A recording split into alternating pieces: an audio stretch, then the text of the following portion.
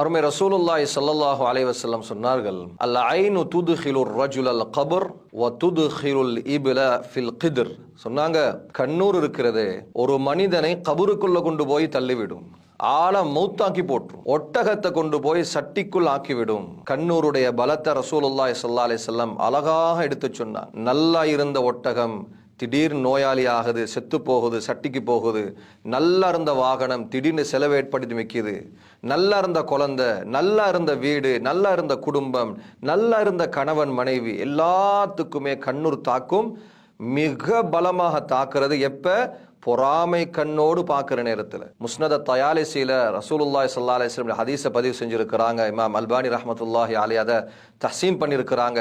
சொன்னாங்க ரசூலுல்லாஹி ஸல்லல்லாஹு அலைஹி வஸல்லம், அக்ஸரு மை யமூத் மின் உம்மதி பஅத கலாஇல்லாஹி வ கத்ரிஹி பில் ஐன்.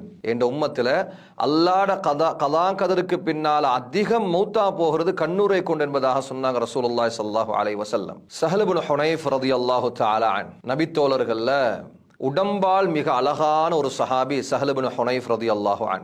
இவங்க ஒரு நாள் குளித்து கொண்டிருக்கிற நேரத்தில் ஆமிர் இப்னு ரபியா என்று சொல்லக்கூடிய இன்னும் ஒரு சஹாபி அவர் கடந்து போறாரு. கடந்து போற நேரத்தில் இவருடைய உடம்புடைய அழகை பார்த்து, உடம்புடைய வதனத்தை பார்த்து சொன்னாரு, லம் அரக்கல் யௌமி வலா ஜில்த முஹப்பா. என்ற வாழ்நாளில் இந்த மாதிரி ஒரு அழகான உடம்பை நான் கண்டதே கிடையாது. முஹப்பா என்று சொல்றது திருமணம் முடிக்காத குழந்தை பெறாத பெண்ணுக்கு சொல்றது. அப்பேற்பட்ட ஒரு பேர் அழகான உடம்பு என்று சொல்லி இந்த சஹாபி சொன்ன வார்த்தை தான் தபரானில ஹதீஸ் வருகிறது. ஃபவுஇக ஃபில் ஹால், அந்த நேரத்திலேயே அவருக்கு காய்ச்சல் விட்டது. வஷ்தத்தவஅகுஹு, அவருடைய காய்ச்சல் அதிகரிக்க ஆரம்பித்தது, கடுமையானது. காய்ச்சல் ரொம்ப கடுமையாயிருச்சு, நோயாளியா மாறிட்டார். அருமை ரசூலுல்லாஹி ஸல்லல்லாஹு அலைஹி வஸல்லம் அவர்கள்ட்ட இந்த செய்தியை போய் முறைப்பாடு பண்றாங்க. யா ரசூலல்லாஹ், கடுமையான காய்ச்சல் வந்திருக்குது, காரணம் தெரியாது. ரசூலுல்லாஹி ஸல்லல்லாஹு அலைஹி வஸல்லம் கேட்டாங்க, யாரையாவது நீங்க சந்தேகப்படுறீங்களா? இவரை பார்த்து கண்ணூர் பட்டிருப்பாங்களோ, யாரையாவது சந்தேகப்படுறீங்களா? அப்ப சொன்னாங்க, ஆமா, ஆமிர் இப்னு ரபியா என்று சொல்லக்கூடிய சஹாபி இப்படி ஒரு வார்த்தையை சொல்லிட்டு போனார். ரசூலுல்லாஹி ஸல்லல்லாஹு அலைஹி வஸல்லம் சொன்ன வார்த்தை என்ன? அலாம யக்துலு அஹதுக்கும் அஹா, ஏன் உங்களில் ஒருவர் தன் சகோதரனை பார்வையால் கொலை செய்கிறார்? எங்கட பாஷையில சொல்வதாக இருந்தா, ஏன் கண்ணால தின்றார்? நீங்கள் பார்க்கும் பொழுது உங்களுடைய பார்வையை சரி செய்து கொள்ளுங்கள் என்று சொல்லிவிட்டு ரசூலுல்லாஹி ஸல்லல்லாஹு அலைஹி வஸல்லம் அந்த ஆமிர் இப்னு ரபியா என்று சொல்லக்கூடிய சஹாபியை கூப்பிட்டாங்க. அவருடைய முகமும் காலும் கையும் கழுவப்பட்டது. அந்த தண்ணியை கொண்டு போய் அந்த ஸஹல் ரலியல்லாஹு அன்ஹுடைய தலையில் ஊத்தப்பட்டது. உடனடியாக அவர் நோய் குணமுற்று வெளியே வருகிறார். மேலானவர்களே, அல் ஃபகீஹ் அஸ்-ஸமர்கந்தி ரஹ்மத்துல்லாஹி அலைஹி அவர் சொல்லுவாங்க, பொறாமைக்காரன் அவன் பொறாமைப்பட்டு கொண்டிருக்கும் காலமெல்லாம் அல்லாஹ் மௌத்துக்கு முன்னால கொடுக்கிற மிகப்பெரிய தண்டனை என்ன தெரியுமா? அவன் வாழும் காலமெல்லாம் இழிவை சுமந்து கொண்டு வாழ்கிறான். முசீபத்துன் லா துஜர் அலைஹா. எப்படியாப்பட்ட சோதனை?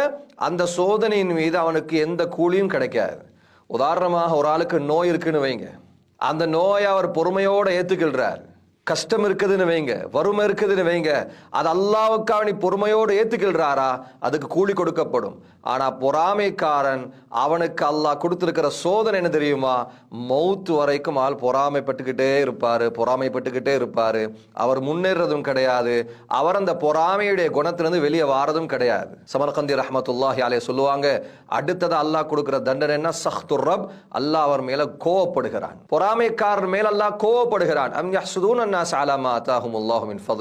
அல்லாஹ் கொடுத்ததுக்கு அவர்கள் ஏன் பொறாமைப்படுகிறார்கள்? ஒரு 3 ஆப்பிள் பழம் இருக்குது, ஒரு ஆளுக்கு நான் கொடுக்கிறேன், சந்தோஷப்படுறாரு. அவருக்கு பக்கத்துல இருக்கு நான் 2 ஆப்பிளை கொடுக்கிறேன், இந்தா கோவப்படுறாரு. எனக்கு 1 கிடைச்சிருக்குது, அவருக்கு 2 கிடைச்சிருக்குது. சகோதர நண்பர்களே, அவர்களுக்கு 1 முடிவு செய்தது அல்லாஹ், இவருக்கு 2 முடிவு செய்தது அல்லாஹ் என்ற மனோபக்குவதுக்கு பேர் தான் முஸ்லிம், அதுக்கு பேர் தான் ஈமான். இஸ்லாம் கண்ணூரில் இருந்தும் பொறாமைக்காரனுடைய பார்வையிலிருந்தும் பாதுகாப்பு பெறுவதற்காக வேண்டி 2 வழிமுறைகளை சொல்லி தந்திருக்குது. ஒன்னாவது தான் குர்ஆன்ல ஹதீஸ்ல ஏகப்பட்ட துஆக்கள் வந்திருக்குது. வலவுலா தகல்த ஜன்னத குல்த மாஷா அல்லாஹ் லா குவத இல்லா பில்லாஹ். நீங்கள் அந்த தோட்டத்துக்குள் நுழையும் பொழுது நீங்க மாஷா அல்லாஹ் லா குவத இல்லா பில்லாஹ் என்று சொல்ல வேண்டாமா? அல்லாஹ் குர்ஆன்ல கேட்கிறான். மாஷா அல்லாஹ் லா குவத இல்லா பில்லாஹ் என்று சொல்லிவிட்டால் எங்களுடைய குழந்தைகளுக்கு எங்கட கண்ணுபடாது. யாரெல்லாம் எங்களை சார்ந்து இருக்கிறார்களோ, இவர்களுக்கு என்ற கண்ணூர் பற்றுமோ என்ற பயமோடு இருக்கிறார்களோ, அந்த நேரத்தில் இந்த துஆ ஓதுகின்றது. இதே மாதிரி ரசூலுல்லாஹி ஸல்லல்லாஹு அலைஹி வஸல்லம் அவங்களோட பிரபல்யமான துஆ தான் ஹசன் ஹுசைன் ரலியல்லாஹு அன்ஹுமா ரெண்டு பேருக்கு நபி அவங்க கற்றுக் கொடுத்தாங்கன்னா உஇதுகுமா பிகலிமாத்தில்லாஹி தாம்மா வ மின் குல்லி ஷைத்தானின் வஹாம்மா வ மின் குல்லி ஐனில் லாம்மா. நபி அவங்க குழந்தைகளுக்கு ஓதி மேல தடவி விட்டுருக்கிறாங்க.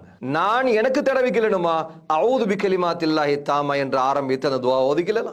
சகோதரர்களே, இது முதலாவது காட்டி தந்திருக்கு.